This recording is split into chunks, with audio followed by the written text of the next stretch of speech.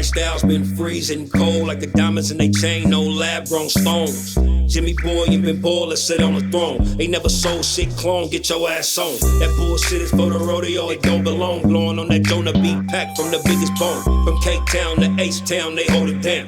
Internationally respected, you see the crowns. Dust Brothers and Theme Kings, we all hustlers. Been ballin' like JimmyBoi was feeding customers. Cold as ice, the block coming cop from us. Realest podcast in the world that can't fuck with us. This lifestyle we live, man, it's cold as ice. We took a chance to fall, now we set the price.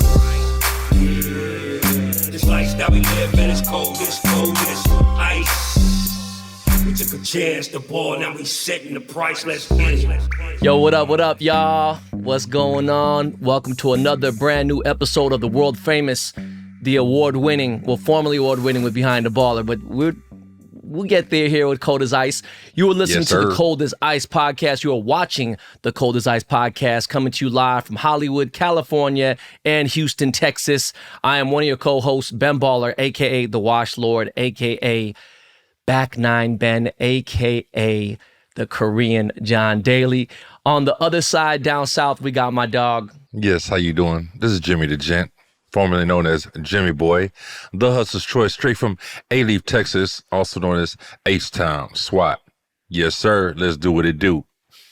Yeah, guys, this show is brought to you by none other than the 8-time podcast producers of the year. That would be Mr. Miles Davis, not the jazz singer, but the podcast producer, and Jordan Winter, a.k.a. the Dust Brothers. Mm-hmm.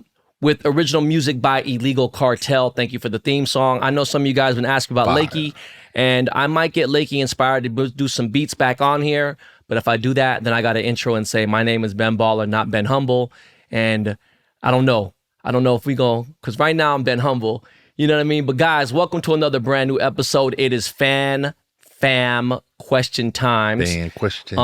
By the way, Jimmy, isn't fam also a Vietnamese last name? Yep. P-H-A-M, that's Japanese, that's Vietnamese, right? What the fuck? What's crazy, bro, is fam is actually a Vietnamese last name, and they say fan has a Chinese descent in it or something like that. Like, really, it's just fam with an M. Now, is it fam or is it fam? I'm pretty sure I've heard people say just fam. So, you know, the crazy thing is it's for my last name with the N, like, we pronounce it fawn. But all my life growing up, man, you know, trying to argue with people or trying to correct people just got to the point where I was just like, I'm not even fixing trying to correct people no more. I'm talking about with the M, fam. It's just fam, right? Fam, it's not fam. Fam. Yeah. No, it's not fam, it's fam. Yeah. Yep. Anyways, guys, I don't know if you don't, well, you better know. You see me wearing this motherfucking 12 jersey, you know what I'm saying? For those of you who don't know, the Seahawks fans are called the 12th fan. You know, it's only 11 players on the field. In the stands. We rep Seahawks, you already know, NFC West. My boy Jimmy repping the Houston Texans. What's up, guys? This episode is brought to you by Hims.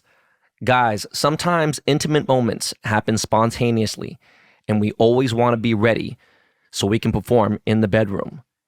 Hims has treatments that give you a boost of confidence where it matters the most. Your sex life is important, but your schedule is busy. You don't have the time to go to a doctor's office for a prescription in your pants. Hims is changing men's health care by providing access to affordable sexual health. Treatments all from the comfort of your couch. Hims provides access to a range of doctor-trusted treatments such as chewable, hard mints, proven treatments like Viagra and Cialis, or their generics for up to 95% cheaper. The process is simple and 100% online, no uncomfortable doctor's visits. Just a series of questions on their site, and a medical provider will determine the right treatment option. If prescribed, your medication ships directly to you for free. No insurance is needed. Pay one low price for your treatments, online visits, ongoing shipments, and provider messaging. Start your free online visit today at hims.com/cold. That's HIMS.com/cold for your personalized ED treatment options. hims.com/cold. The products mentioned are chewable, compounded products which are not approved or verified for safety or effectiveness by the FDA. Prescriptions require an online consultation with a healthcare provider who will determine if appropriate. Restrictions apply. See website for details and important safety information. Subscription required. Price varies based on subscription plan. By the way, guys, I am on Hims. I have no problem telling you the shit works. Listen, NFL season begins this weekend. It's going to be crazy. Make sure you always get in with my bookie. Use promo code BEMBALLER. You already know the deal. We're going to talk about my crazy party in Hollywood this weekend. We're going to talk about it another time.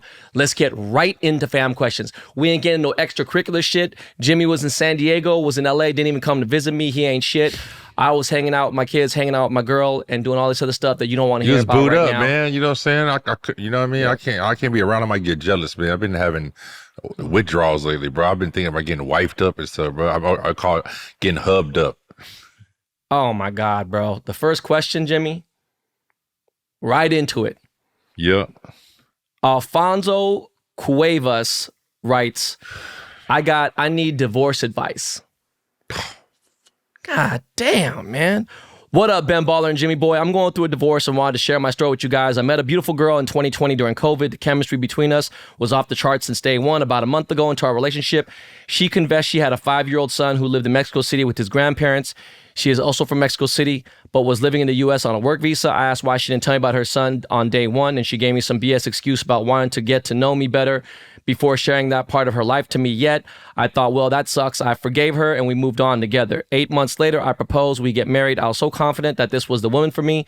She checked all the boxes, beautiful, smart, loving, and kind. 2 years into our marriage, completely out the blue, she tells me she has an 11-year-old daughter in Mexico with the guy she met when she was 19. She's 30, I'm 33. She tells me she no longer wants to have kids, and I'm thinking, yeah, no shit, because I would be her third baby daddy. After our marriage and before finding out about her second kid, I hired an immigration attorney so my wife could get her green card. Prior to her application getting approved, she dropped that bomb on me about her second kid. When she finally confessed the truth about her 2 kids, all I could think is, fuck this bitch, scam me for a green card. We ended up separating before her green card application went through, and I told her I was going back out since she was never truthful with me during our relationship. She threatened suicide. We ended up trying to work things out, but here's the best part. As soon as her green card came through, this girl cut me off completely. Haven't seen or heard from her since. Cold world out there. I'm on my comeback trail. Thanks for therapy and my fam and close friends. I appreciate the game you guys consistently share. Much love. Bro, how the fuck is this a question? It ain't no question. This how we starting to show off? Let me tell you something, Alfonso, and I'll let Jimmy chime in after. As soon as she was dishonest about the first kid, fuck that bitch. And then, if I'm right, hold on. Y'all got married, and after 2 years into the marriage, she tells you about an 11-year-old daughter right then and there, doc. And again, look, this is for people who are maybe in this situation. You let some pretty face, why you think that she got 2, dog? Motherfuckers was busting in that. Was like, look, I ain't pulling out. I'm about to have some kids. Fuck this shit. And the crazy part is a mom lying about, hey, look, dog, regardless, motherfuckers do anything for a green card. Did she love you? Who cares? You know what I'm saying? If she did, and maybe she did, and she didn't, whatever acting job to get a green card, I don't fucking know. Crazy work. But yeah, man, you shining. You ain't got that weight on you no more. Jimmy, anything you want to chime in before we go to the next question? Bro, I'm just saying, a girl that gonna leave her kid for that many years and not be in contact. Well, she was with you for them 2 years, every day, damn near, right? Like, man, it's crazy. Y'all should be on 90 Day Fiance. Go get you a check while you at it, since you've been through that already. That's all I gotta say. Man. Anyways. Anthony Sevillano writes, what's up? My name is Liam. I'm 24 from Pasadena. Just finished welding school, earning $88,000 a year. Thanks for dropping game all these years, helping us young men make better decisions. Question number 1, what's something you've recently learned that completely changed your perspective on something? Jimmy. Something I learned that changed my perspective. Oof. You want me to take this one? You take that one, bro. If I think of it, I'll let you know. I'm going to say this right now. I hate the fact that this is the God honest truth. Me and Jimmy grew up watching ABC, NBC, CBS, and local news as an actual source of news. And then, you know, you got CNN, you might have Fox News, you might have whatever it is. But I've never seen Now, journalism's another thing. And that is a type of, it's media journalism. But I'm saying, like, I've never seen the media become so unbiased ever in my life. And I refused to believe it for a long time until I did my own personal research and started realizing that, the media has lied to us about a bunch of shit. The government has lied to us. I already knew about the government lying to us, but the media being manipulated to believe something. Because, you can't lie about the weather, right? They can't tell you, oh, guess what? It's only 86 degrees outside, and let's say it's 64.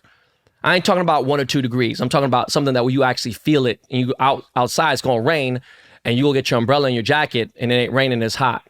Like, that's the level of bullshit that's going on, and it's mostly with elections. It's gone through during the pandemic and other shit, and I'm not a conspiracy theorist at all whatsoever. But I've seen some bullshit happen, and now it's like, when you can't trust the media with certain things, like, it fucks up your perception of anything that's going on in the world. It could be, like someone's death or someone hiding any information of why someone was what. It's like, what the fuck? And by the way, anytime you turn on the news, it's depressing anyway. So that was just something I thought of immediately. But marriage, we'll get into that maybe in another question. But Jimmy, anything you want to add? Did anything click yet or no? No, that's about it, bro. The only thing I was thinking about was, I thought about stuff like maybe like how I thought before, things like that. Like, one thing I'll say from my experience, right? I went through a phase like 2 years ago. I was just like, oh, like, maybe I need to settle down. I need to find this woman. I got these women right here. Which one I should choose out of these women? And then I realized later on, it ain't about finding someone. That saying that everybody says, like, I wish men or women came with instructions, like, and things like that. Like, people are going to treat you, or people are going to be in a relationship the way they see how you are in a relationship with yourself. So make sure that you focus on how you treat yourself, how you take care of yourself, how you love yourself, and all that stuff, because that's how people will get the instructions of how to treat you. You treat yourself good, that person going to treat you good. You know what I mean? And that's my perspective on something like that. Yeah. Second question he writes is, what's your favorite memory with DJ AM? Me and AM went to go visit Homicide. He was performing at the Palms with Sugar Ray. And we were driving. And from the moment we get to the parking lot at LAX, I'm just like off to a crazy start. Like, I'm fucking bullshitting to this parking lady, trying to get out of fucking paying fucking $400 for parking or some shit. And like, AM's just like over it. We're listening to music. We're arguing about fucking music. We're arguing about fucking, everything you could think of. We get to Vegas, and this is Fat DJ AM. Rest in peace. Not Skinny DJ AM, right? And we start arguing about nightclubs and who's doing this and who's doing what. We get with Homicide. We, hit the Nike store in Caesar's Palace at the Forum Shops. And then, we run a set. At this point, by the way, Butterfly is killing it right now. Crazy Town, Butterfly, and so we're out there. And AM takes me to the Bellagio, and it's the first time I actually played Texas Hold'em. So we're playing poker, and we're playing 2040, and he got me into a whole different world, and we were talking about Rounders, the movie, and all this crazy shit. And by the way, I heard that Matt Damon's been trying to make a part 2 with Edward Norton, which one of my favorite movies. And we stayed up until 4 or 5 in the fucking morning. We were ordering noodles. It was just like an amazing experience that AM had showed me with the poker shit. And he was always into poker, but like, this was like a whole different level. And he was like really fucking with poker deep. And if you ever watched that movie with, what was it called? Molly's Game. That was based on the clubs that me and AM DJ'd at. And the private poker shit that she was doing was really based on the real shit. So we were talking about those games that were going on. And I was DJing at National, which was where Molly worked. And shout out to Rick Calamaro, rest in peace, another one that's gone too soon. And so it just ended up being an amazing time in Vegas with AM. And that was like crazy because later he would end up DJing, at not Omnia, what was the fucking club called? God damn it. It was the biggest fucking club in Vegas at the time. Not Dream. What the fuck was it? Oasis? I forgot what it was, but it was at Caesar's Palace. And then Homicide later got his residency at Hakkasan. And I was going back and forth between Babies and Hard Rock and whatever. But it was just a great time. We were buying kicks, taking pictures in front of the Nike Terminators and stuff like that. But yeah, that's what it was. That was what it is. Let's go to the next question. Stevie Regalado writes, what's up, Ben and Jimmy? My name is Stevie Regalado. So my buddy won $3,000 off a bookie, and he lived in El Paso for school, and the bookie lived here where I live. So he calls me and tells me if I can meet his runner to receive the cash because my homie didn't want any transactions through his bank. So I would hold it for him, and when he's in town, I'd give it to him. So I picked it up and left it in my car for a whole week. Turns out during the time, they had broken into my car and jacked my shoes, a couple of other things, and the money I had left there. So I told him what happened, and he didn't reply to me 3 days later because of how furious he is. He started telling me stuff like I was irresponsible and how he trusted me. And mind you, I've never screwed him over in my life. He's my best friend for about 25 years. We're both 28, and he's supposed to be my best man at the wedding, and we haven't talked in months. How do you think I should handle this?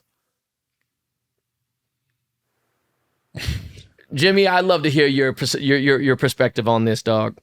The first thing I want to ask you is, why would you leave $3,000 in the car for a week? I'd like to ask the same thing. I think that's the first thing.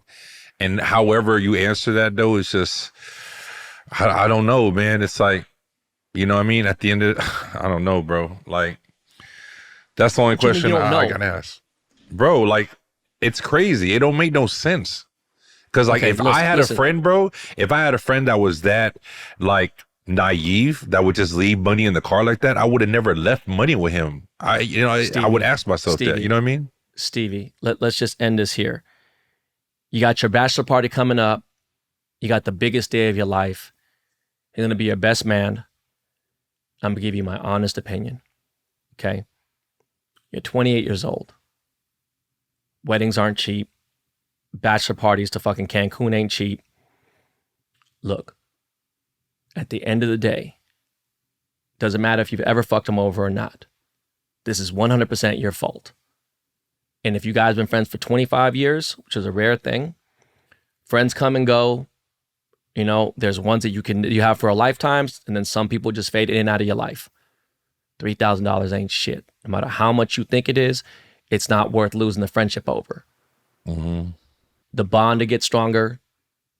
Say, look, I fucked up. I took an L2, lost some sneakers and whatever it was. Look, I'm going to figure it out if you ain't got it right now. And it just means more. And if you attempt to make the effort and get him back, handle that. That's your real boy. That's your real dog for 25 years, bro. That's just what you need to do, bro. That's your best man and everything. This is, it ain't worth it. Not for $3,000. Bro. I don't give a fuck what city you live in or, you know, $3K. Just, dog, settle that shit. Find a way. Matthew Rivera writes, what up, Ben and Jimmy? I'm on different selling platforms, eBay, OfferUp, Facebook, Marketplace, Mercari, etc. Always buying gold for spot price per gram. Not gonna lie, low ball and finesse, but you know the way of the game. My question is, do either of y'all be involved in the same kind of game currently? I know y'all both mentioned each other's bear brick collection. Do you find cheap bear bricks and flip them from time to time? Bear bricks are just an example. Let's hear it. So let me go. So for me, yeah. One thing I will to talk about the bear bricks. One thing I do is when I'm able to, I might buy like 2 of the same bear brick if I can, or maybe 3, and I put 2 aside in case it goes up. Whatever, I'll dump those 2 and still have mine. I think when you're just a hustler, you just always figuring ways to, you know, multiply, man. You're always trying to find a way to come up, you know, making that profit. So definitely. I mean, me personally, I have my vices. I have my, when I mean like collection vices, collecting here and there, they're not what they used to be. But if there's a car, if there's a piece of art, if there's gold or something, I'm always looking at something where I look, if I see something that's $1,500, $20,000, and I know the value is already way past that, and even if it was to drop, plummet, and I'm not talking about stocks or crypto, I'm talking about like really something I know. And at the same time too, people depend on me to flip things sometimes. So if I flip a barrel for a certain price, people look at it differently, and it might go a little bit more than what it's going for market price because it's mine. Mm-hmm. Do you know what I'm saying? So I look at certain things like, for instance, say a Rolex, and a dude has a Submariner date, right? And depending on the year and everything else, a sub date could run for 10 bands, it could run for 12, 13. It could be used like a motherfucker. if I get a chance to grab one at 5 bands, I'm going to grab it. And some people say, oh, how? You just never know. People are always in bad situations. And if they don't come back and pay it, I'm like a walking pawn shop. So that's just always been my thing. And to tell you the truth, I really feel like Jimmy aligns in that shit. If sometimes people come back, can't get anything, that's what I buy it back for. Don't sell it to me. And don't buy shit in the beginning. You know what I'm saying? You shouldn't be buying shit that you can't, like. So I always feel like, look, I have these garage sales and stuff, and it's like, I am selling shit for cheap because it's like, look, I come up here and I let people eat here, and it's just the game of, you know what I'm saying, buying something for $1 and selling it for $3 and doing it 100 times a day, and I do it all day with all types of shit. It is the way. Funny. Here we go. Ashley Fawn writes, you both have lived a lot of life in your 40, 50 years on Earth. What are some things you value most in life now versus how you valued in your 20s and 30s? Go ahead, Jimmy. Man, I follow. What do you value more now than you did when you were in 20s and 30s? I value like peace of mind, man. I value the time. I'm not gonna lie, like time. You don't realize, you know what I mean, how important time is, you know what I mean? And I value rest, like peace of mind. When I say peace, it's like getting enough rest, just getting, just having your mind. Like, it's crazy. I was just talking about it today with my therapist. Like, it seems like older, you get to, like, you kind of read your body, you know what I mean? And I guess it's just through experience and things like that. You can kind of just know yourself more and feel if you don't feel right or things don't feel, the way it should be and stuff like that, man. So off top, the most thing, man, is time. Time and time. It's just sitting back and I value the shit out of that, man. You know what I mean? Everything that comes with time, family, close friends, smaller circle of people, you know what I mean? Just being to myself more, man. When I was younger, I be around with the clique and the group and the street fam and all that stuff. Now it's just like, just the little moments, man. You know what I mean? Just cherishing every little moment in time you got. I'll tell you about the things that I didn't value compared to what I valued back then. So I'll flip it on you, Ashley. I valued money, but I didn't respect it. I valued cars and I respected it. But when I look at cars now, like, they're so insignificant in my life.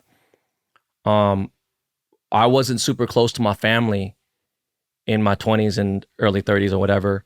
Maybe in my later 30s, I kind of was. But, I came across this passage. The family you create is more important than the family that you come from. And I stand on that. I respect the dollar bill a lot more. When I was in my 20s and 30s, I think it was all about getting pussy and going out and having sex and doing everything else. I don't even think about it in that sense of anything else. I'm more interested in, like, companionship and finding someone's mind and being stimulated in that way. But, how I value my family and of course time, back then it's like I had no responsibilities. Life was easy. But again, I respect the dollar bill a lot more now because I know how fucked up it was to make it. And during those times, whether when I worked at Burger King or at Subway or worked a shitty job, or when I worked even a good job, if I got a paycheck for $324, I'd spend $300 on CDs and whatever the fuck it may be. And, didn't give a shit. Like, oh, I'll go back to work and whatever. And then, when I worked my first 6-figure job in the music business, if I made $100K, I spent $150. I was in $50 in debt, and it just was spending difference. Like, now, if I make $100,000, then 75, 80 grand doesn't exist. It's just being put away somewhere, and then or whatever after taxes. You know what I'm saying? I really make sure that I only spend 10% of the earnings that's available, 15, 20 max, and the rest of it's like, it doesn't exist. It's just sitting around waiting for the kids and stuff. So yeah, those are just things that I value, but yeah, quiet time is definitely a motherfucker. Rest is also something else. We're all here for a good time, not a long time. So I tell everybody out there now, don't save your best shit for later. Wear your motherfucking Dior Jordans to the grocery store. Wear your best.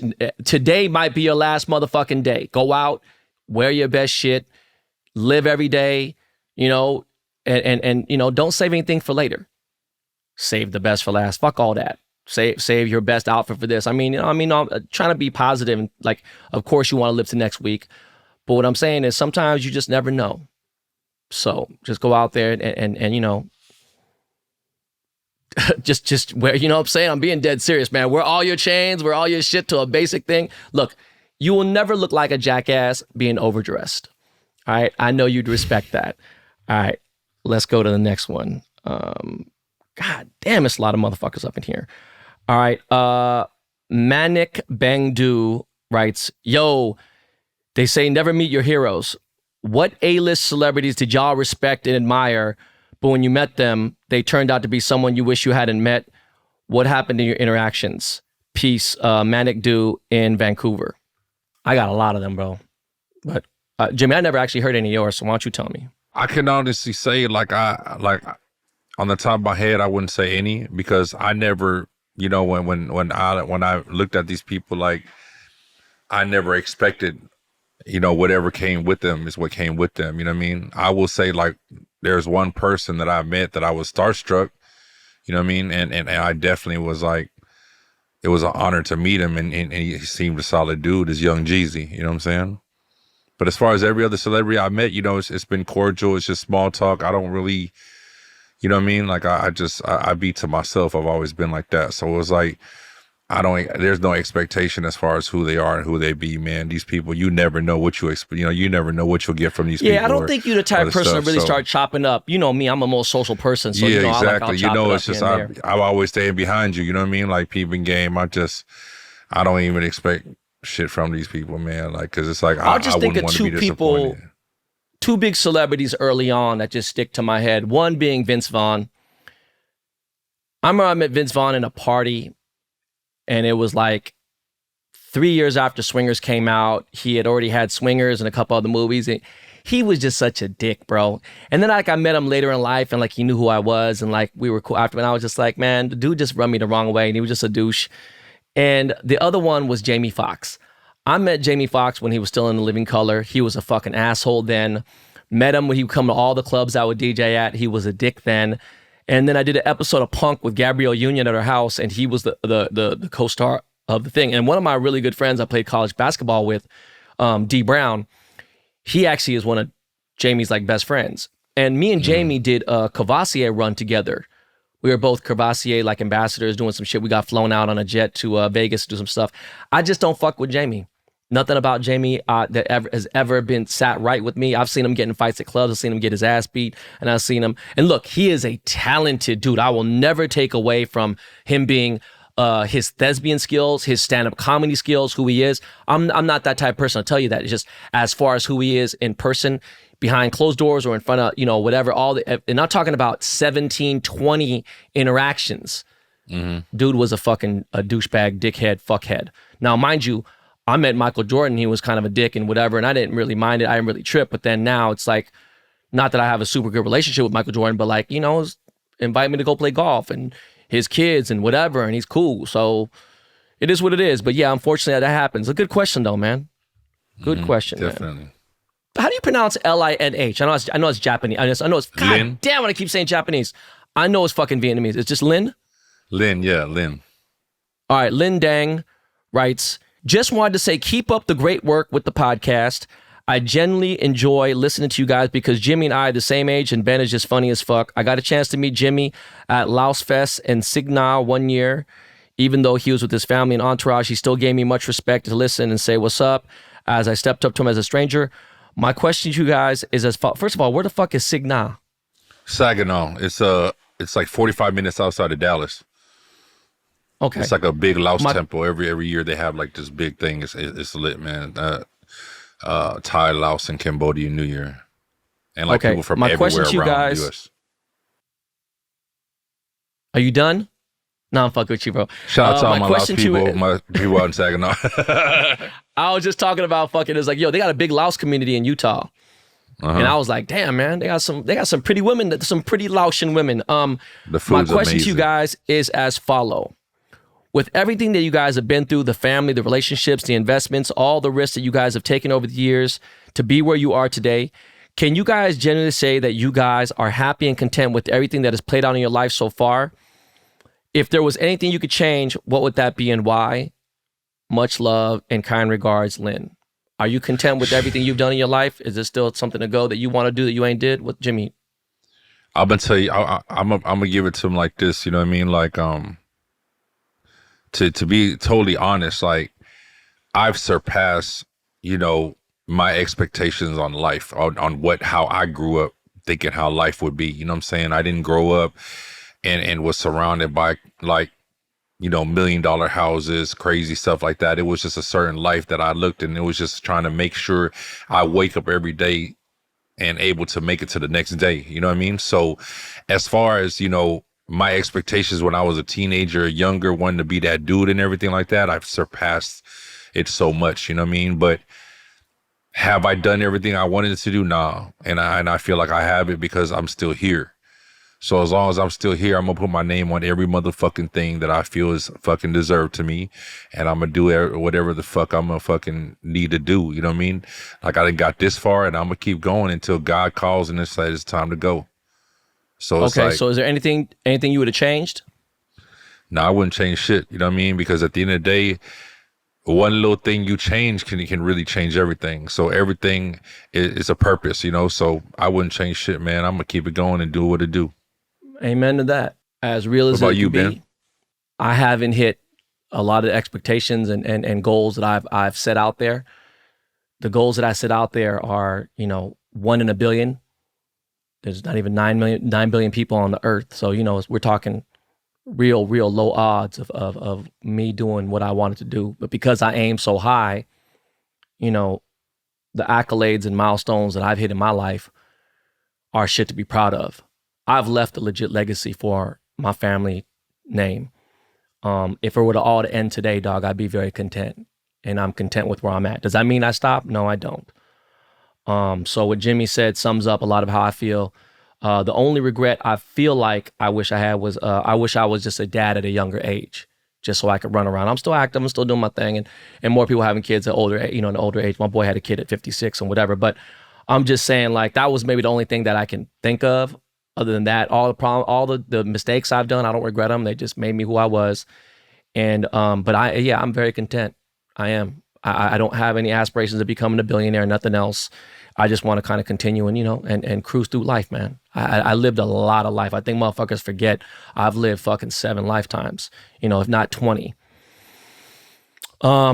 Next question, Joseph Riarfrier. Y'all got some exotic ass names. I keep saying this shit. What's up, Ben and Jimmy? What's both of y'all favorite season of the year? And what are your thoughts of people who start decorating for Christmas months ahead? I was just talking about this with my friend. What's your favorite season of the year, Jimmy? My favorite season, I'd say, is summer. I like summer, bro. I like summer. But you know, when you're from Texas, man. Y'all know when you're from Houston, man, we only get cold 2 months out the year, man. Literally January and February. So yeah, it's like summer all motherfucker. It's summer all the motherfucking year, damn near. Summer is my favorite.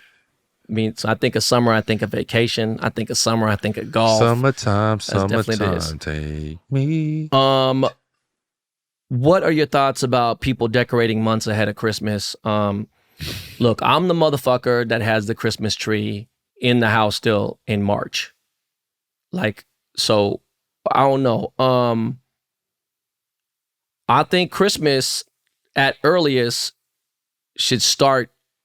Decorations need to start like November 10th at earliest, November 15th, somewhere around there. Thanksgiving is a little late this year. It's the 28th.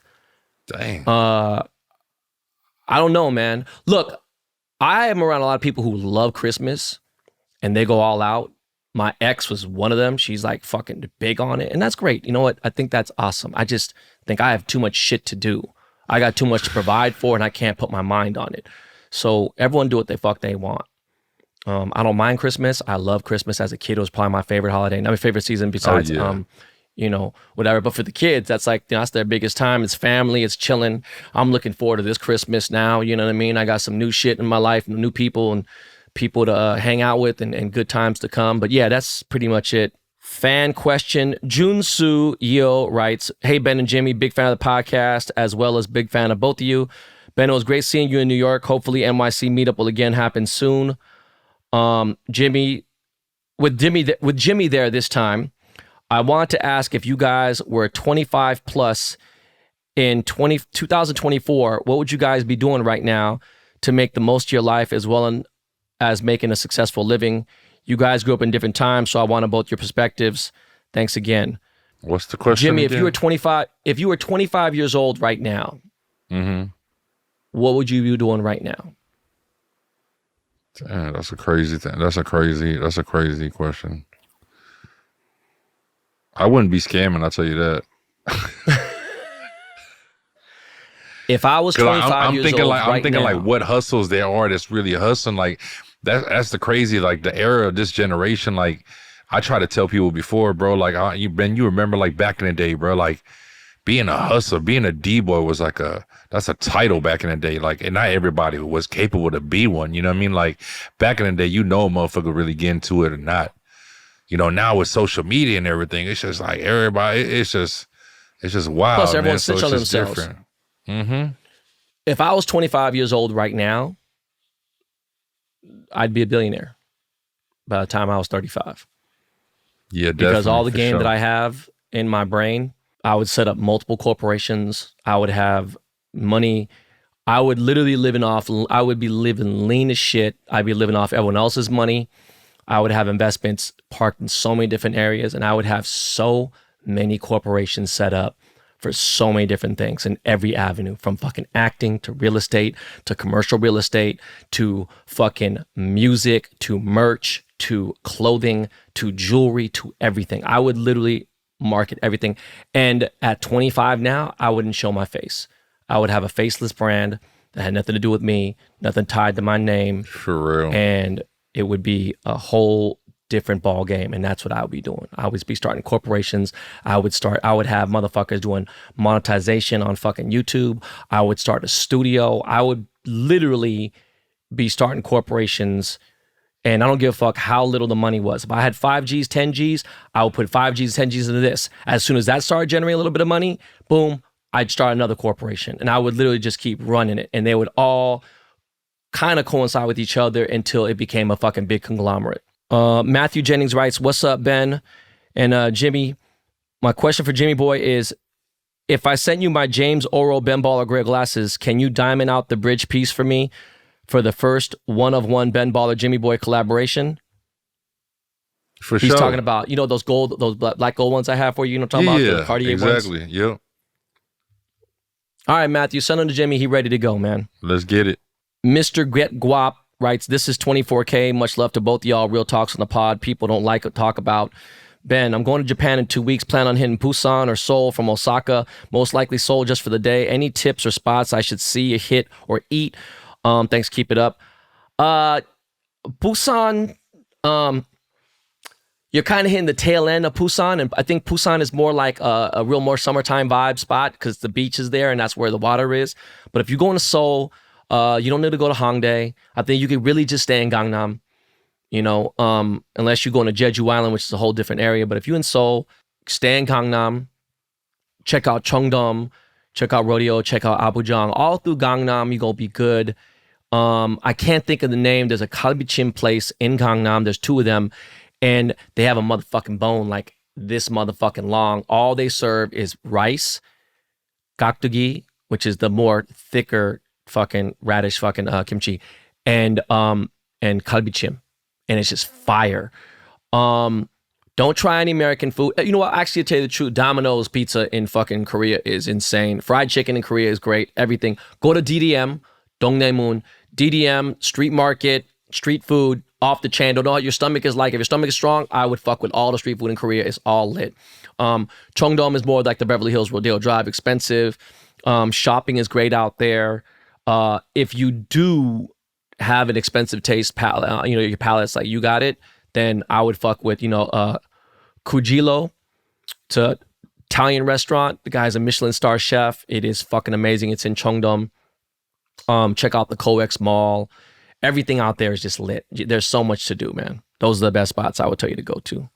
Oh, that's a good question. Okay. Giovanni Martinez writes, yo, what's up, Ben and Jimmy? Hope y'all staying blessed. My question is, when do you really know when you're ready to have a family? Is it financial security? Is it having more free time? Or do you just know? And also, is it selfish of me to not want to have kids? Thank you and keep killing it, y'all. What do you think, Jimmy? I would say, based off my experience, of course, like you want all those things, you know what I mean? Like, I would honestly say like none of my kids were playing, you know what I mean? But at the end of the day, if you fucking raw and you none in them, you definitely are taking the chance. So you are planning. But of course you should have, financials, all things together. But I think mainly one thing that you didn't bring up that is the most important thing is that make sure your partner and the person that you are going to have a family or start a family with, make sure y'all have like a checklist of things that y'all wanted to do together or do in life together. Do all those things, check all those things out, do all the things that y'all want to do, because once you have that child, it's like time to invest most of your time into that child. It's kind of like building a business and then branching out with another location, and it might sound messed up. I'm using an example as a business, but it's the truth. You know what I mean? Like, just make sure you and your partner are at that place. You know what I mean? Because no matter if the money right, anything else right, but if that don't happen, it could backfire in the future, man, when y'all didn't get to do some things y'all wanted to do and stuff like that. So enjoy y'all lives together, man, and do things that y'all wanted to do, enjoy it, have a blast. And then when it's time to go there and get there, then everything will fall into place for that too. Yeah. One, you don't got to be married to be in love. I have nothing against marriage. I don't have any bitter feeling towards it or anything. You don't got to be married to be in love. Number one. Number two, marriage is so much more than love. Love is not enough. There's so much other shit, right? Everything Jimmy said, I completely, fully agree with, but a child needs two parents.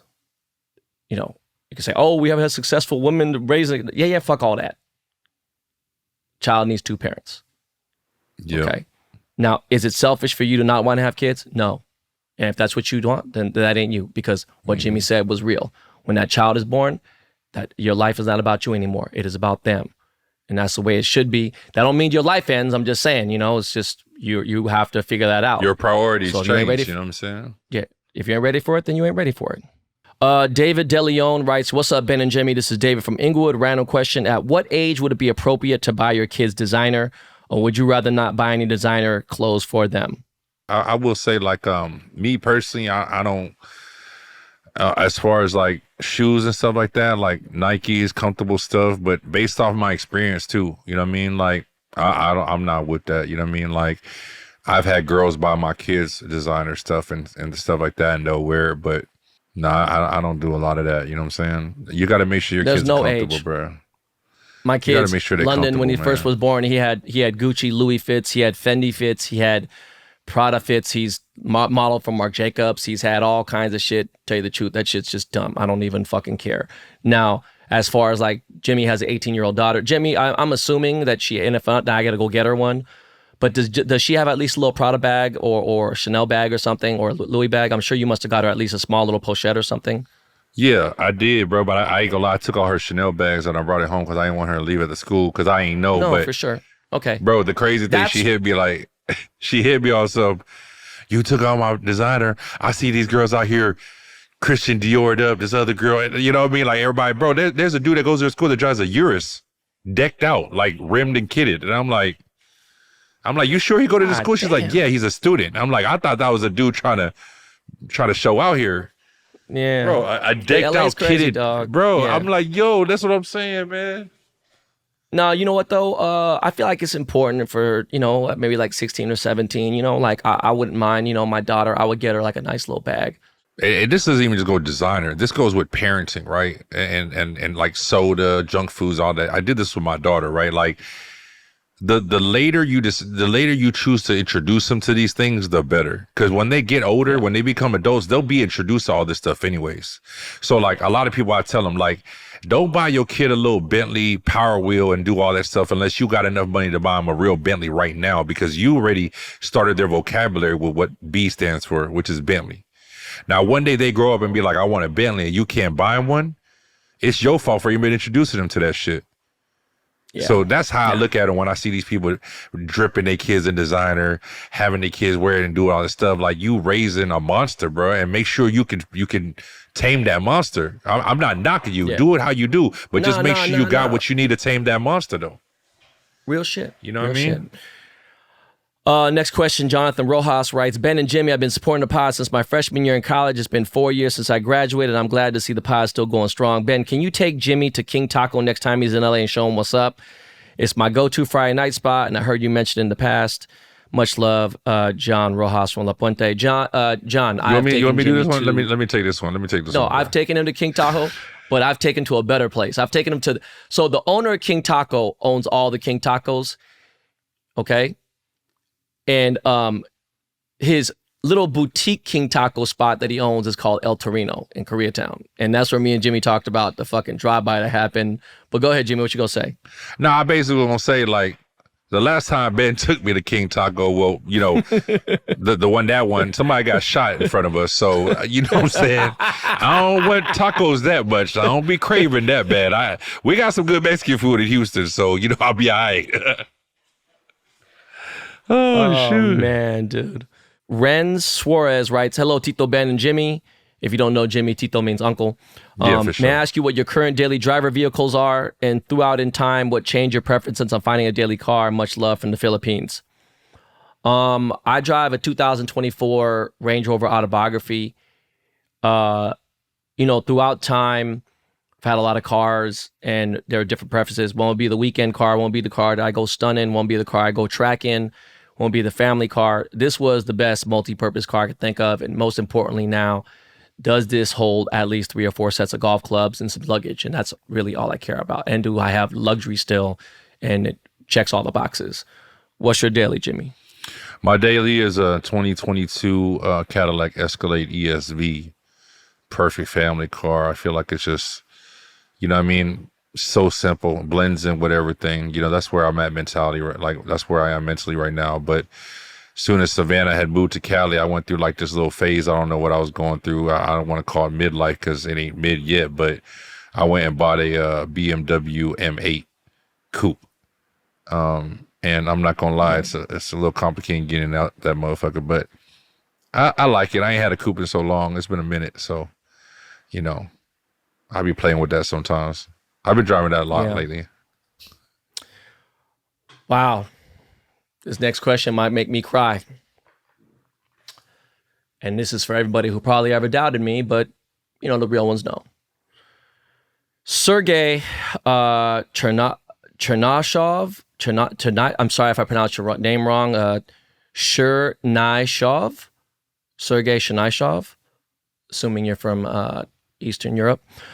Hey, Ben, my name is Sergey Chernyshov. I don't really have any questions for your pod other than to tell you that I've played college basketball at West Hills Community College in Coalinga, California, and Coach Charles Lee Thomas was my coach, who has helped me develop me as a player and especially as a man.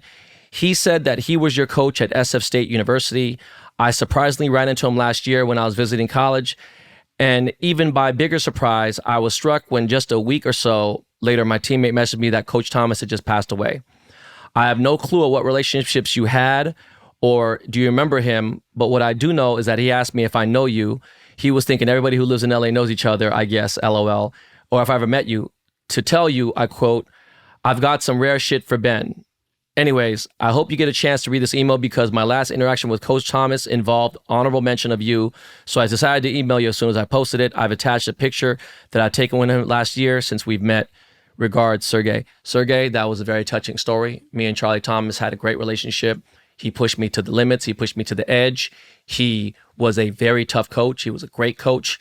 As you know, or if you maybe not know, he was an NIT champion at Virginia State.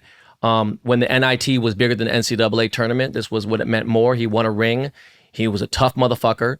I did switch from point guard to 2 guard, but, you know, we would run, you know, our offense, I was a little versatile, But I did have some interactions with him. Thank God to his daughter. His daughter reached out to me a few times. She'd reached out to me literally a day or two after he had passed. I had made a post about it. I wish I could have went out to Visalia to go visit him. I kind of regret I didn't. I was just caught up in life and with my family and a lot going on. But rest in peace, Coach Thomas. Amazing dude. I loved a lot of the talks that we had more recently before he had passed. And you got to have a great coach, and he was fucking amazing. And he got to witness me make a half-court shot. He got to witness me do a dunk in a game. He's cussed me out. We had some up and downs, but he was a great coach, man. It was a great story. Thank you for sharing that on the show. And this is fucking amazing. I'm going to actually now save this and flag this. This is just fucking such an amazing fucking email. Thank you so much, man. Memories. It's beautiful. Yeah, man. That's some shit right there, dude. That's fucking amazing, bro. How's it going, Ben and Jimmy? My name is Solomon. My fan is, if you guys would travel back to your 20s, what are 3 things you wish you did differently? I mean, we kind of talked about certain things. I guess it's maybe a little different. I wish I'd actually start producing music. It wasn't just fucking around, you know what I mean? Especially with Dre having my back. And I think I probably would have been a pretty big producer because I knew I had the ear, and I spawned a career of a lot of producers. I also wish I didn't spend all that stupid ass money I did on dumbass shit that didn't matter. Jimmy, anything you want to say? I'd say, yeah, I wish I took the music more serious. You know what I mean? I wish I didn't, get distracted and fall back on the streets and, really get distracted, man. Like, I really feel like I was really on a roll, and I was at a place where I could have really took it to that next level. You know what I mean? And, yeah, you know what I mean? That's probably about it, man. Everything else, I had to stop it to be a dad, you know what I mean? And that's what I had to do. So, but yeah, I felt like I was really on a right, you know what I mean? Like, if I really would have took it more serious and not get distracted of going back and forth with the street stuff, man, I really would have really got there. There it is. Jordan Johnson writes, yo, I love the journey, bro. My question is, have you ever done any work for stand-up comedians? If not, what about social media comedians? If no stand-ups, I would like to be the first stand-up comedian who gets some work done by you. Comedian Jordan J. Jordan, I think my first custom piece for a comedian was Russell Peters. I've made chains for several stand-up comedians. I can't think of the names. There's been a lot. George Lopez has gotten some small little custom work from me. I know there's some big fucking comedians out there. I just can't think of. Kevin Hart's bought a watch from me, whatever. Jimmy, you've done some stand-up comedian shit. Yeah, definitely. Shout out to Renee Vaca, man. My boy. Okay, that's right. Renee Vaca got a custom piece from Jimmy. But Jordan, man, hit Jimmy up for a chain, bro. He's ready to go. Adrian Lopez writes, what's up, Ben and Jimmy? With Nike bringing back old sneakers all the time, is there a specific shoe that y'all wouldn't mind being retroed? I would love for them to bring back the Deion Sanders, but instead of making it like all leather in the front, do like a mesh type thing so the creasing wouldn't They had a so mesh much. one. They had one back did? in the 90s. They had a Deion with a little bit of mesh in it. It's pretty sick. I'm talking about the Deons times. that had the gold on it with the red with the strap in the front. That one they did with a mesh? Yeah, they had a little, because he had like a player exclusive version. Oh, damn. If it's me, bro, I wish that they would fucking bring out the Kobe Jordan pack. You know what I'm saying? He did the Kobe 3 and the 8. Yeah, that's I just want the 3s, the real Kobe 3s. There's some PE Kobe shoes that I want to be put out. I don't know about retros, but I want these motherfuckers to come out to the public. I would love them to start making some more runs on Kobe 8s, the playoffs, the Christmas, shit. There's a few Kobe 8s I'd love to see come back. As far as Jays, man, I think they've done to death. I would love the Oregon Ducks pit stops to come out. A couple of the Oregon fucking Ducks to come out to be, public access or whatever. This is a good question. Dominic Maestas writes, what's up, JimmyBoi? Back 9 Ben. I fuck with the pod heavy. Appreciate all the free game. My question to both of y'all is, I'm a single dad too, and my question is, what is the hardest part for you guys about being a single dad? How do you overcome those challenges? I think that the hardest thing is time management. And not letting the time from, whatever you're doing besides parenting get mixed with each other. You know what I'm saying? A lot of people, they're there for their kids, but they're not there for their kids. You know what I mean? They're around, but they're not really around. And you got to really pay attention to those things. You know what I mean? Like, parenting is a constant.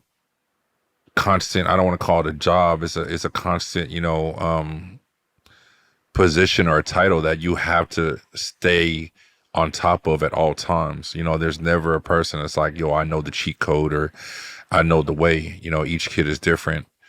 You just always got to keep the willingness to be willing to adapt and learn and do better, man. That's all I could really say, man. It's a lot. All right. Yeah.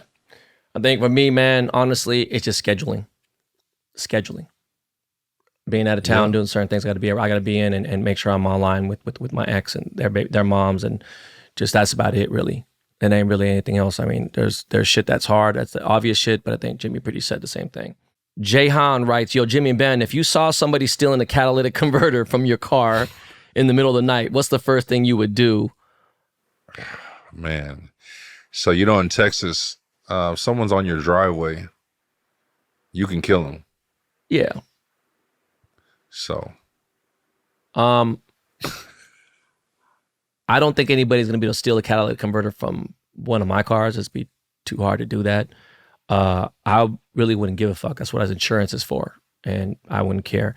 His next question is, Jimmy, do you feel like people treated you differently after you got your neck blasted and tattooed? Oh, man. I tell people about that all the time. You know what I mean? Definitely, yeah. And I'm gonna tell y'all a story. I got a check, and I got this tattoo, the neck tattoo, in 2008. I got this check, and I went to Chase because it was a Chase check to deposit it. And when I went there, I went to cash it, but then it was such a high number check. It was just a big check that they were like, well, it'd probably be better if you just open an account with us and put the amount in there and just take what you need and leave the rest in there.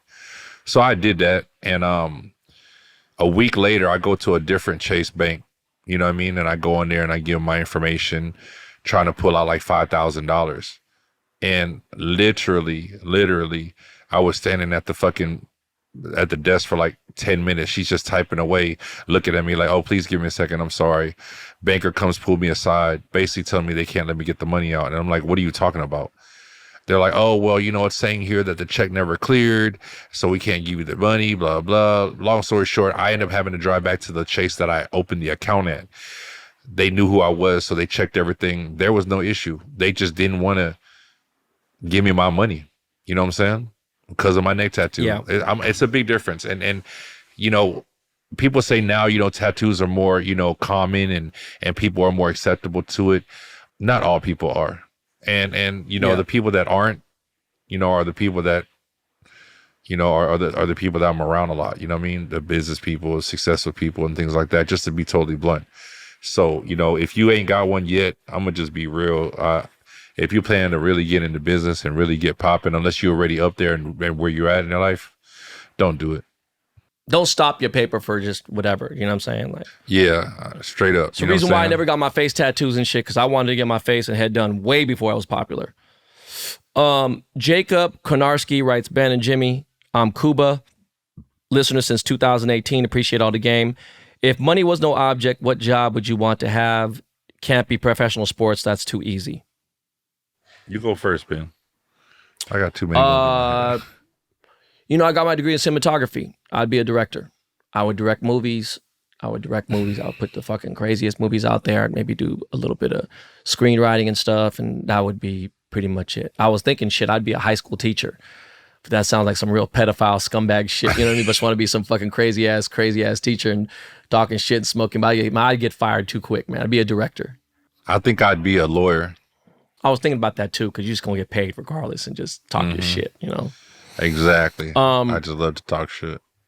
Yeah, Uriel Connors writes, hey Ben, love the show on the insight. Have you ever connected with Steve Lucky Luchano? He seemed to be around you and all the streetwear back in the 90s. He talked about you on his podcast. Regards. Yeah, dude, Lucky's that's my dog. That's my motherfucking dog, bro. That's my boy. He's a smart motherfucker, man. He I met Lucky in the early 90s. He had a brand called Not Guilty, and it was fucking fire. He was early on with Cypress Hill and Soul Assassins. You know, he ran Joker brand. I think he ran with the Hundreds. He ran with a lot of brands, man. I love Lucky, smart dude. Did some time in jail. He a real G. I respect the fuck out of Lucky. He's just a solid dude, and he's just always been a real man. Like, I can never say nothing bad about Lucky. One of the few real gangsters out there, the real G that's turned his life around and just been a solid dude all the way through. Victor De La Torre from Aurora, Illinois. What's up, homies? Let's say that you live a middle class life, and you just hit the lottery, and after tax you receive $1 million cash. You don't own a house yet. What's the first thing you purchase, etc.? I saw the prices of houses in Illinois. I'd buy a crib, for sure. I would not buy a condo. I would not want to pay HOAs and everything else. That's just me personally. You could buy a nice place. Make sure it has at least 3 bedrooms, has a yard, you know, something that's going to be like something for a family that you could flip later if you want to rent it or do Airbnbs, whatever. Nothing too crazy, just, you know. And again, remember, you don't got to spend the entire $1 million, you know. If you cop a $400,000 house, you know what I'm saying, all you got to do is drop 80 bands on it. Just make you do that. I think that would probably be the smartest thing. And then the rest of it, you know, you could do some IRAs and do some basic investments and put your shit in stocks and, you know, go on a vacation. You deserve it. Have some fun, but just be real smart with the money. But yeah, I'd buy a crib, you know, but I'd invest, you know, some shit and, you know, be smart with it. Anything you want to add, Jimmy? No, that's pretty much it. This has been asked so many fucking times that I think we just gotta just fucking, I feel bad because everyone thinks like I have the answers to everything, but you know, I'm a cold-hearted motherfucker. So, you know, I'm a soft, people get to, look, to the most of the world, people think it's a joke, but you really meet me, I'm a motherfucking gangster. Like, I'll be on some shit. But to the ones that get my heart, there's a soft spot for sure, and some people get to witness that side. But what's up, Freezer fam? My name is Mo from Long Beach. For the listeners out there going through the situation, how do you handle a breakup with an ex-wife? How do you handle a situation like this? What steps can one take to manage emotions and move forward in a healthy way? Also, if you could speak on your previous marriage, what went wrong? How did you manage? Look, I've dropped bits and pieces here and there. Nobody's really ready. Sometimes it lingers on. You're both like, all right, maybe we're bored here and there. Look, marriage is tough. Marriage is not easy. And it takes 2 people to understand that. And I say this with every bit of good intention. A lot of people out there are looking for a co-passenger. Okay? You don't want a co-passenger. If you're going to have a ride or die with you here and there, you want a co-pilot. And what I mean is, you don't want somebody sitting in seat 34C riding with you. You don't want necessarily somebody riding in 1A with you. If you the captain of the motherfucking plane, you want a co-pilot because you can go to sleep, you can figure it out, and she'll be like, look, babe, don't worry about it. I got you. I got this. She gonna land the plane if she need to. You don't want a co-passenger. You want a co-pilot. And what I mean is, it's so much deeper than that. When things end, whether it be bad or good, look, therapy does help. Sometimes people are the blame game. That doesn't solve anything. Take all accountability on anything that might have went wrong in your situation and say, look, this is where we are. At some points, even when you accept accountability, it still might not go right. And I have never really got into it. And if I did, I think motherfuckers would have some shit. They would have some different things to say about me. And I think a lot of people would be impressed. I mean, Jimmy, could you imagine, do you think I'd still be standing after fucking, and this ain't got nothing to do with my heart or nothing. I'm talking about just the extracurricular shit. I mean, I still can't believe I'm standing after last fucking year. So it's a lot, man. It's a lot. Yeah. I mean, manage emotions, being around people that you can be around. Sometimes, you know, the hardest thing to do is be around the people you love the most. Sometimes a total stranger or someone that just you kind of fuck with, you just get that peace of mind. That's why golf, it had really helped me, you know, get through my divorce, and it's still going, right? As far as my previous marriage, what I can say is I do think that one, you know, I was gone a lot, and I was gone a shit ton. And I don't think that we laid down the law that seemed to be obvious. I'm the provider. I'm going to be a father. I'm not an Instagram father. I'm really there. but handle everything when you can. And we had help, we had nannies, we had, the in-laws, we had this, that, and the third. But I think also it's important to have date nights. And I didn't. And I think that I was like, look, this is where we are. And I think that could it have worked out? Yes, absolutely. I have no question on why I could have. But I do think that sometimes you have to really be careful about who your girl is hanging out with. Just like she doesn't want you hanging out with a bunch of scumbags, right? Most of the guys I was with were married. And that's just how things go. You don't want your girl hanging out with a bunch of single girls or women who are going through a divorce, whatever else. It just puts fucked up shit in their head. And be like, you could do this, girl, don't even trip. You don't want your girl around that type of shit, or you need her to be headstrong for the type of shit. But really, if it's over, bro. If you go through a certain time period, whether it be a few months, maybe it'd be 6 months. I don't think it's like a year, but you either do separation, you do whatever. And if it doesn't work out, it doesn't work out. But you got to move on, as hard as it is. If you guys got kids, shit, you got to figure out how to co-parent and do all that type of stuff. But there's really not much handling. I mean, if you need to drink and you need to smoke some shit, then I got nothing against that. Did I go to the bottle? I didn't. Thank God. I went to therapy. I went to golf. And I had some discussions with very few people, and it's still an ongoing thing. So it ain't easy, but Jimmy, is there anything you want to add from that or no? The best thing I can say, is you gotta grieve. You gotta go through it. There's nothing you can do to try to occupy your time, because all you're doing is just putting it aside, and it's gonna come back. So, you just gotta grieve, man. You gotta go through it. You got to get through it, and it might take longer than you expect, whatever it might be. But, the sooner you start facing it, the sooner it'll get over, man. All right. Finally, a golf question, which I'm surprised there's only been one so far, which is crazy. Goblins writes, yo, Jimmy and Ben, I must say this podcast has been really something I look forward to every time I hit the road to go for a walk. Not only are you guys comedians, but you two drop more knowledge than a bird takes a shit. I have a golf question I saw on Insta. If you were in a tournament with professional golfers and all you had to do was putt from the furthest part of the green while professionals had to start from the normal tee, how do you think you'd do? Is it crazy to think you would actually win? I know Ben is more of a golfer, but I'd be interested to hear what Jimmy would say too. I would win.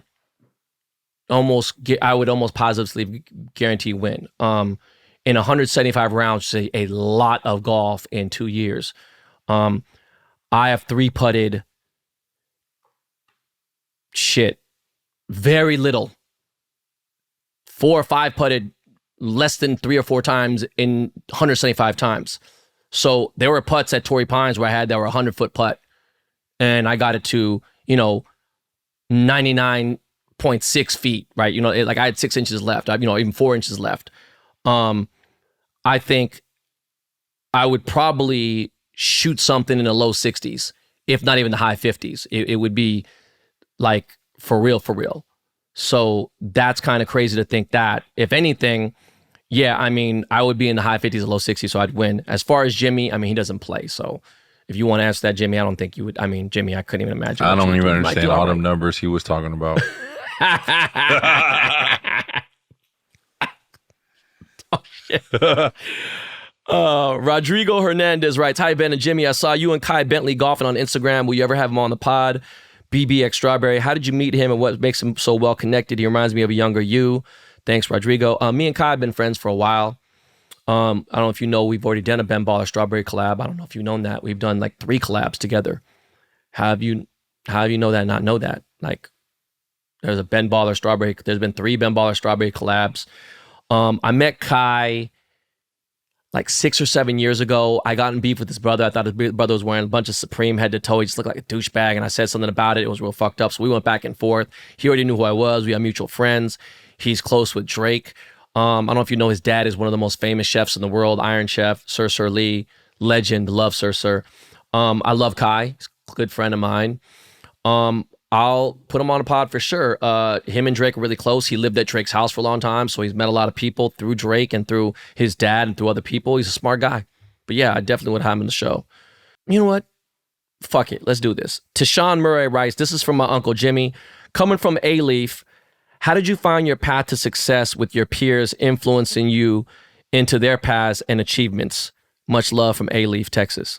I wouldn't, if everybody know that I didn't go any direction my peers wanted me to go. You know what I mean? I was like I was like the black sheep of the family. You know what I'm saying? Like no one expected me to get nowhere. Actually, everybody thought I was going to end up in jail for the rest of my life.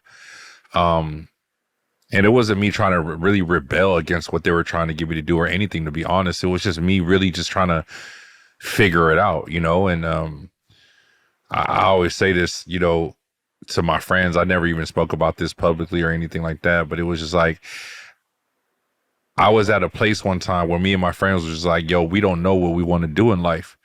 So we're like, let's do everything that we know to do. Literally, like every illegal thing there is to do. Let's go rob people. Let's go steal cars. Let's go sell dope. Let's try everything and really find our niche and see what it is that we gonna do. And it's just crazy, you know what I mean? Because we really just went and did everything. And I just realized like hustling was my thing, you know, taking something, selling it for more, you know, and that's when I got into like kind of like into dope dealing, you know what I'm saying? So it was just like, not to glorify any of that, but it was just like, where I'm trying to say is that I found my niche as a hustler through, you know, unfortunate ways. But that's what made me become the businessman that I am, because nobody in my family, any of my peers or anyone were real business people. You know, I come from a musician background. My family were all musicians.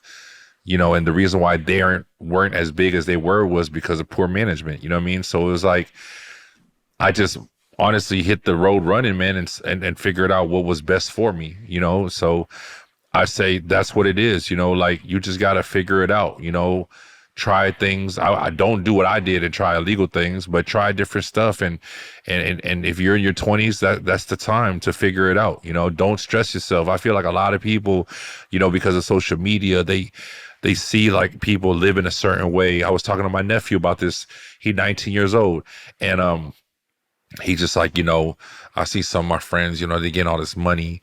You know, they got this or they got that. And I just told him, I said, nephew, you know what I'm saying? Like, just know everybody got their time. You know what I mean? And I respect you over here putting in work for real, learning and figuring things out. You know, he said, I'm like, what you want to do? What you want to do right now? He's like, I want to be a mechanic. I want to learn stuff. And I'm like, whatever you need from me, money, whatever, to follow that dream, I'm here to support you. Because it's not saying you're going to be a mechanic, but you're going to figure it out. And you're going to go through these things and figure it out. You know what I mean? And I heard this quote one time, like the future belongs to the people that are still willing to get their hands dirty. You know? So it's like, don't fall under the pressure of trying to, you know, keep up or catch up to anybody else, man. Just do you. You know what I mean? There was a time where I thought I was behind everybody because, you know, I was incarcerated and so many falls I fell out and stuff like that. I fell off and I really wasn't, man. Come to find out I was on track the whole time. You know what I mean? Just stay on your track, man, and don't overthink it too much and just learn. As you live and learn. Learn from the situations, learn from the mistakes, learn from the hustles, everything, man, and just remember it and keep going. Yeah. We only go do like 2 more questions and then we got to get going, man. We're wrapping it up. We're at 1 hour and 15. Who are some slept on grill makers in the Houston area that have solid work? Jimmy, because you're from Houston, I have a set from BC at I Make Grills, but do you have a different opinion? I don't know shit about Houston grills, so you could ask Jimmy that, man. Man, I'm gonna keep it all the way funky, man. Like most of the jewelers out here, or most of the jewelers, period, they all outsource their work to the same setters and the same people. And what I'm saying with that is that basically there might be a company name, but they all using the same people. The only way you're going to get good work is from finding a person that's really going to be tedious and really focus on their work or what they're trying to do, which means if I bring it to the setter, I'm not going to count on that setter to do it the way he do it. I'm going to tell him how I need it done. And that's what's going to separate any jeweler, not even just a grill, a custom piece or anything. You know what I'm saying? Because everybody using everybody, man. Companies in China and India are making it easier for people to be jewelers because they can give you A to B and do everything for you. So, you know, shout out to all the jewelers out there. Shout out to all the grill makers out there. I ain't knocking nobody, but I'm just saying, man, like, look at their work and you can kind of tell who's really putting they heart into this and putting their love into it or putting their thought, like really putting in the work, you know what I mean, for the quality work. I think we got time for one more, but maybe we don't. Actually, no, fuck it. We'll do this last question, and then we got to wrap this show up. What's up, Ben and Jim? My name is Nick. Much love from Cincinnati, Ohio. I wanted to get your guys' opinion about Burning Man. Have you ever been? Would you ever go? If you have any stories about Burning Man, I'd love to hear them. You know, I've heard about Burning Man for years. My boy Diplo DJs it a lot. My boy Josh D used to go every single year. I know Will Smith would go. More billionaires go there than probably any concert or any event there is in the world. I have zero interest to go to Burning Man. I have zero interest to be in that drive or even in a RV or anything. I don't want to be in the fucking desert. I don't want to be dirty.